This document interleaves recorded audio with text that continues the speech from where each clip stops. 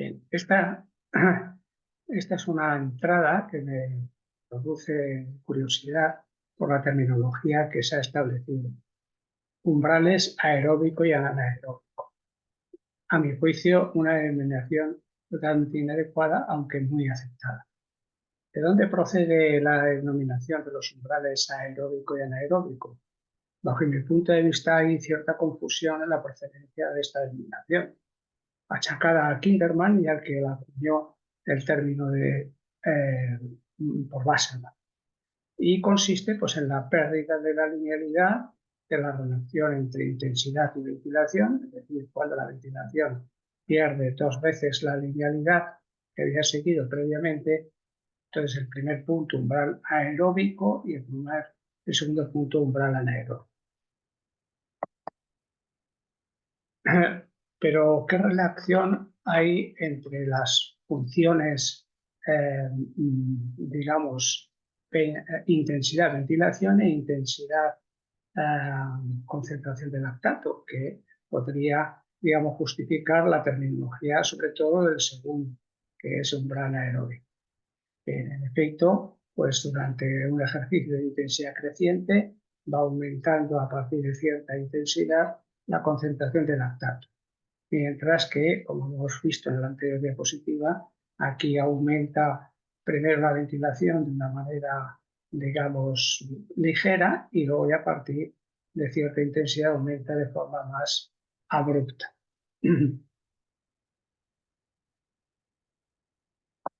Pero digamos, la cuestión, que obviamente a lo mejor interesa a menos personas, es que la metodología para determinar los umbrales aeróbico y anaeróbico, a mi juicio mal llamados, es que no deja de tener cierta subjetividad. Porque claro, lo puedes colocar aquí, lo puedes colocar, por ejemplo, el primer umbral, lo puedes colocar aquí, lo puedes colocar más adelante. Y entonces, pues obviamente eso no deja de ser, a pesar de los diferentes métodos que hay, un componente de subjetividad considerable. Pero por otro lado, hay un argumento de sentido común para que la denominación sea inadecuada. En primer lugar, pues acudimos al diccionario de la Real Academia y dice, sobre el término umbral, acepción. Tercera acepción, valor mínimo de una magnitud a partir de la cual se produce un efecto determinado. Sobre los términos aeróbico y anaeróbico. Aeróbico, perteneciente relativo a la aerobiosis o a los organismos aerobios. Anaeróbico, perteneciente relativo a la anaerobiosis o a los organismos anaerobios. Por consiguiente, ¿qué sería el umbral aeróbico? Valor mínimo a partir del cual el organismo extrae la energía aeróbicamente. ¿Y qué sería umbral anaeróbico? Valor mínimo a partir del cual el organismo extrae la energía anaeróbicamente. En cualquier caso, no. Ninguna de las dos es cierta. Porque en el primer caso, ¿acaso el aparato respiratorio ha empezado a introducir el oxígeno en nuestro organismo y el sistema cardiovascular a bombearlo, a bombear el oxígeno, a bombear la sangre solo a partir de un valor puntual? Pues no. ¿Acaso la derivación de un metabolismo aerobio a otro anaerobio se puede limitar por un valor umbral? Pues ninguna de las cuestiones es cierta. Luego ya solo desde el punto de vista digamos, del sentido, digamos, de los términos, pues es absolutamente inadecuado. Pero claro, para esto pues no hace falta nada, ¿no? Entonces hay que dar algún argumento, digamos, más fisiológico.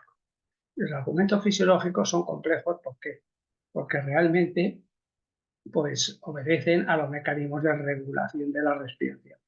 Y los mecanismos de regulación de la respiración son enormemente complejos. Tan complejos que no han sido de alguna manera aclarados todavía. Y aquí pongo una frase de un autor que se llamaba Grodins, que no deja de ser sorprendente porque viene a decir que un siglo de estudio de la regulación de la respiración durante el ejercicio físico, durante el ejercicio, nos encontramos prácticamente donde habíamos partido. Porque es, así como la regulación de la respiración en condiciones normales ha avanzado mucho, mucho, mucho, pues en condiciones de ejercicio pues hay desconocimiento considerable. Entre otras cosas porque hay un componente para la respiración que no se tiene en cuenta, que es el componente de la voluntariedad. Porque todos sabemos, persona que ha estudiado esto, que la regulación de la respiración ocurre en el bulbo raquídeo, ¿vale? Y que a través de la información procedente que bien o de la composición de la sangre, de oxígeno y CO2, o de las características mecánicas del músculo, de la musculatura respiratoria y del propio pulmón, pues son los que están haciendo retroalimentación sobre los mecanismos, no sobre el bulbo raquídeo. Pero, repito, obviamente es muy desconocido lo que sucede durante digamos, durante el ejercicio físico. Por eso la frase de Robbins es muy, muy acertada a mi juicio. Bien, seguíamos entonces con los mecanismos de regulación. Claro, los mecanismos de regulación, pues se han visto que en el primer instante, por ejemplo aquí, de 7 a 21, es decir, que aumenta 3 veces la ventilación, pues se achaca a un mecanismo que se conoce por el nombre Anglo-sajón feed forward, cuya traducción sería prealimentación y cuya traducción coloquial es respuesta de anticipación al ejercicio. Es decir, que un incremento 3 veces la ventilación del reposo no se justifica por variaciones en el oxígeno y el CO2 y en parte por la acción de los músculos esqueléticos, es decir, al mover el músculo esquelético también hay información hacia los centros nerviosos, pero que esto radicaría básicamente en una estructura que se conoce con el nombre de comando central. Mientras que el resto, es decir, de 21 litros minutos a aproximadamente pues, unos 65 litros minuto, 85 litros minuto, pues se atribuye a un mecanismo que se conoce con el nombre de feed forward, más que duda cabe que el mecanismo del comando central también intervendría. Entonces esto se justifica porque aquí puede haber, si no una variación en la composición de la, digamos, absoluta de oxígeno y de CO2, si obviamente la información procedente del aparato respiratorio y procedente de los músculos. Consecuencia, justificaría ese incremento desde 21 hasta pues unos 85 litros minutos.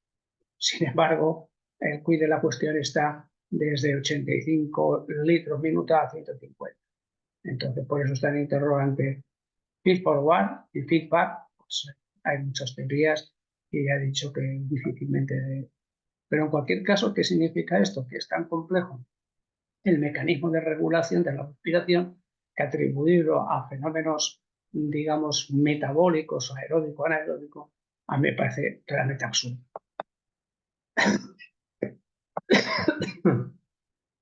En resumen, lo que acabo de decir, no tiene sentido la eliminación de umbrales en los términos aeróbico y anaeróbico. Simplemente, primero, por el sentido común, ya hemos visto las acepciones de la RAE no es coherente esa eliminación, y por las funciones intensidad lactato e intensidad ventilación, que podría justificar a lo mejor el umbral aeróbico, pero y en parte también el umbral anaeróbico, y por la regulación de la respiración. Pero ¿cuál es la realidad? La realidad es que en el campo de entrenamiento, sobre todo, y desgraciadamente incluso en el campo de la fisiología, se sigue utilizando dos términos totalmente absurdos, que son umbral aeróbico y umbral anaeróbico. Están asentados y utilizados. Y es un error. Primero porque no tiene base fisiológica, ya descartamos la parte, digamos, por decirlo así, de significado de las palabras, y habría que sustituirlo simplemente por los puntos de ruptura, que los puntos de ruptura, si estamos midiendo esos umbrales por el sistema más tradicional, que es a través del intercambio respiratorio, pues serían VT1, que significa ventilator y threshold 1, y VT2, ventilator y threshold 2. Y no hacemos ninguna significación a la relación metabólica, simplemente lo único que decimos es que son dos puntos que se determinan por la ventilación. ¿Qué es lo que ocurre? Que gran parte de los entrenadores utilizan esos dos puntos para prescribir las cargas.